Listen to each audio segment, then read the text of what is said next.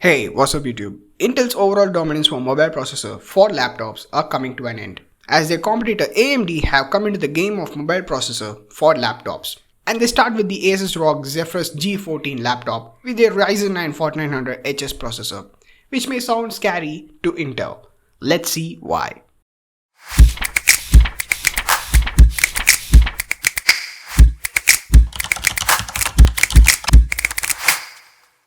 Let's start off with the performance of this machine. This Zephyrus G14 laptop have AMD's Ryzen 9 4900HS processor, which is an 8-core 16-thread CPU with a base clock speed of 3 GHz with the turbo boost up to 4.3 GHz and sips 35 watts of power, which is amazing for a 14-inch lightweight laptop considering their competitor's flagship mobile processor, the Core i9-9980HK, which draws 45 watts of power and can boost up to 5 GHz. And is seen only on heavier machines like Helios 700, which is a massive laptop. And the benchmarks of Zephyrus G14 is really nail-biting for Intel, as these cores have crossed the benchmark scores of Core i9-9980HK by 2%, which is clear that AMD is making the move for the laptop segment in the upcoming years. But wait, how could a 4 GHz chip breaks the 5 GHz chip by 2%?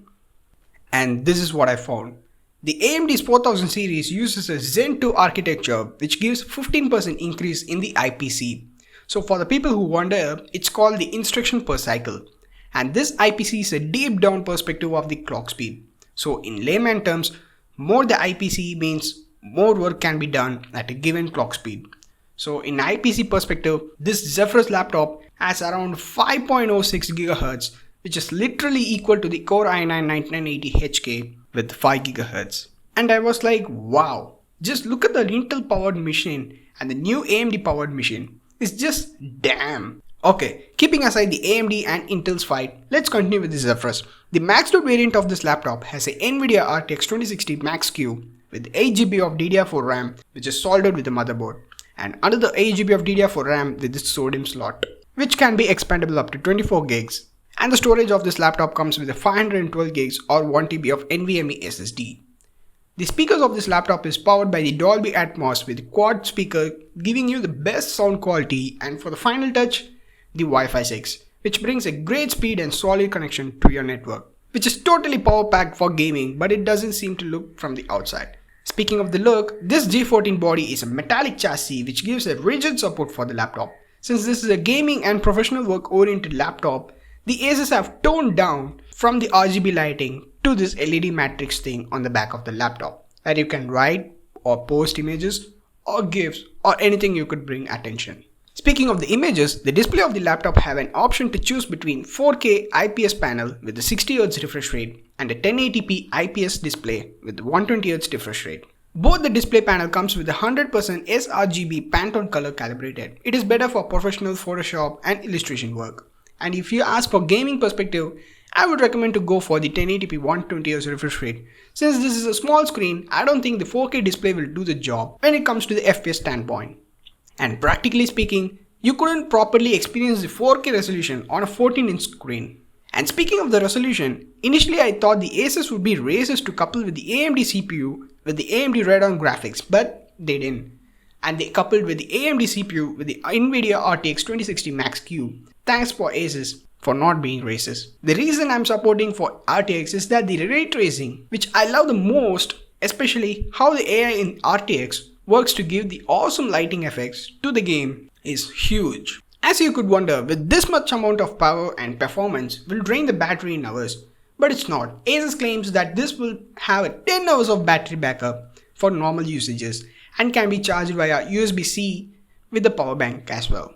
And for gaming, I reckon that this will not stand up over 2 hours of heavy usage.